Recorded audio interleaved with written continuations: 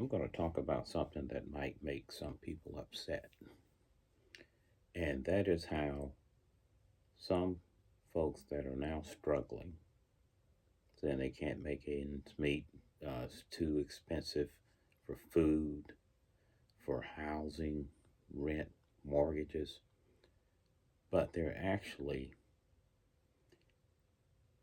enabling their former middle class pay escape to what I'm calling tax free heaven.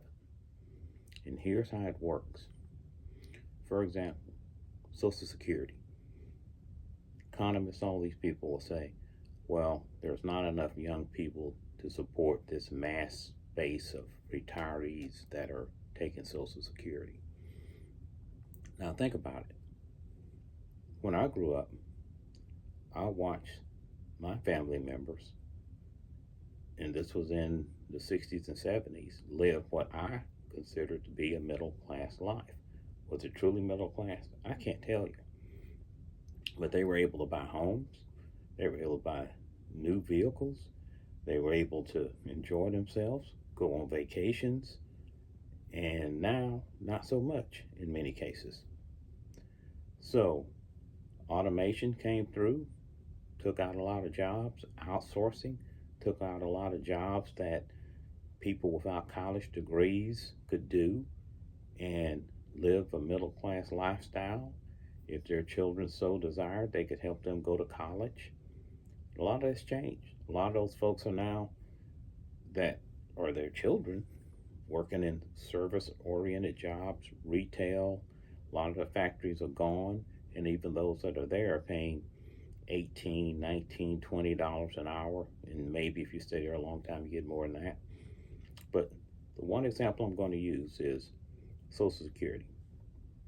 In 2025, the Social Security earnings cap, so when you stop paying Social Security tax, I believe it's $174,900.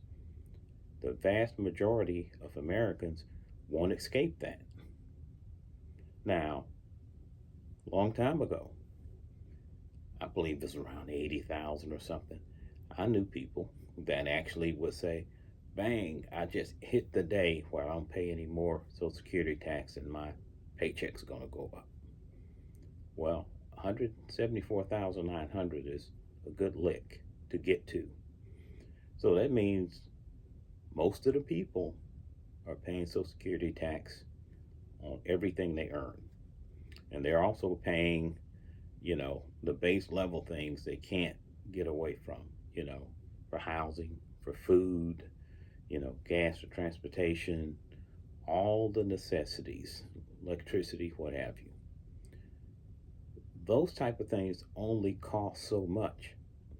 So if the former middle class pay that used to be coming in is now going upwards because the jobs have been outsourced, there's lower costs, so more profits flowing to the top, more profits going to the investment class, the shareholders, the executives, and the owners of these operations that are now kind of almost like just a shell company, and they're sourcing their products and everything, bringing them in from all over the world. They've turned the pay of what may have been millions of workers that are now not working, making what they used to, into profit. And that's going into their bank accounts. So, guess what happens? Someone making $1 million a year, they're going to bust through that Social Security limit in less than 3 months because $1 million a year is roughly like 83,333 whatever a month. So somewhere in that third month, early in that third month, they're done. They don't pay any more Social Security taxes, and they have enough tax loopholes or whatever to manipulate that their tax rate is probably going to be much less than your tax rate. Now, move that up to $1 billion person earning $1 billion a year. It's almost like that. Year starts, they're done. So people that say they need help are paying more a percentage of their income just on surviving. People that are now enjoying the luxury of their former pay are thriving, and they can spend that excess on luxury items, maybe multiple homes, a yacht, luxury cars, whatever the case may be. But they're not supporting the economy at this base level like those millions of people that got displaced from their good paying jobs. Because now that money is consolidated within a few people, and there's only so much they're going to spend on basic level living. The rest is excess. And that rest has escaped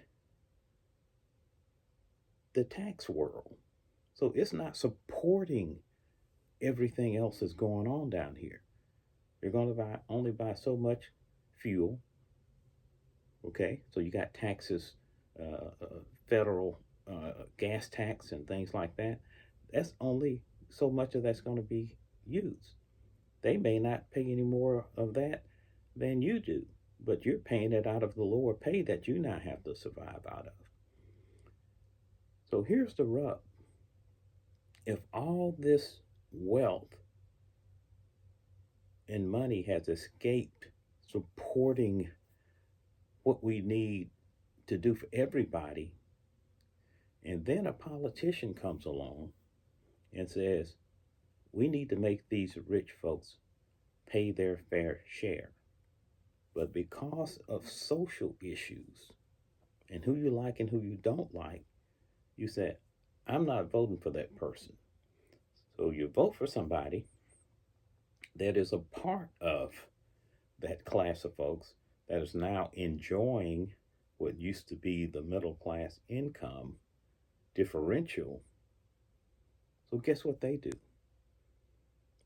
They help the people that they hang out with. So this tax plan that came out a few years ago, I think it's due to expire next year or something like that. It kind of funneled more money up to the top. And the reason I know is when I went to do my taxes for the first time under this plan, I found there were things I could not deduct that I could before. And I went online and there were people complaining all over the place.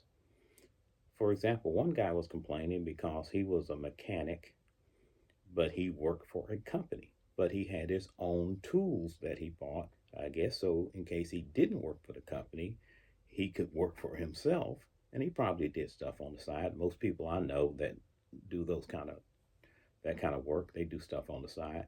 He found out he couldn't deduct the cost of his tools because he was a W-2 employee, although he was still kind of a contractor.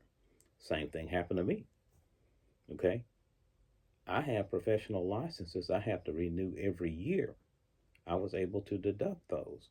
But because of the way the companies that I was contracted to paid, they said, you're not an independent contractor. You're a W-2 paid person. So we're going to call you a temporary employee. And I couldn't deduct that. Found out there were caps on certain things. Home interest if you had a mortgage. So all this stuff resulted in me paying more taxes, but the people that were making the millions and billions, they have so many loopholes they can take advantage of. Carry forward interest and this and that and the other, particularly if you're in real estate or whatever, that you can basically almost escape paying taxes in your fair share. So all that revenue and money that used to be taxed because it was chopped up into a middle class income is now up here above the clouds and escaping that. So imagine if those people that can escape paying Social Security taxes within the first couple of days of the new year had to pay the whole year on their $1 billion, $2 billion of earnings. All of a sudden, that starts compensating for this so called not enough folks at the bottom to support the system at the top because that money has escaped. And the more it happens, the weaker we become overall. So, but when a politician says, let's tax these folks, and you say, well, I'm voting for this other person because I don't like this about them. I don't like who they are, whatever the case. That's emotional. That's social. Your pocketbook is what should be counting. And it's almost a reverse thought process from the way this worked in the past. Because if you don't want those people paying their fair share, and then at the same time you're complaining that these jobs aren't paying a living wage, you need to recalibrate. And maybe we need to pull some of that back down any way we can, so that maybe it can be used to do things like, you know, programs to help people acquire a home, business startup programs, what have you. And some people say that sounds like socialism. Well, okay, what does it sound like? But what are you complaining about then? Stop voting like you're dating. Okay? People always say, and I think the Bible even said, don't be unequally yoked. So don't expect the billionaires to work for you.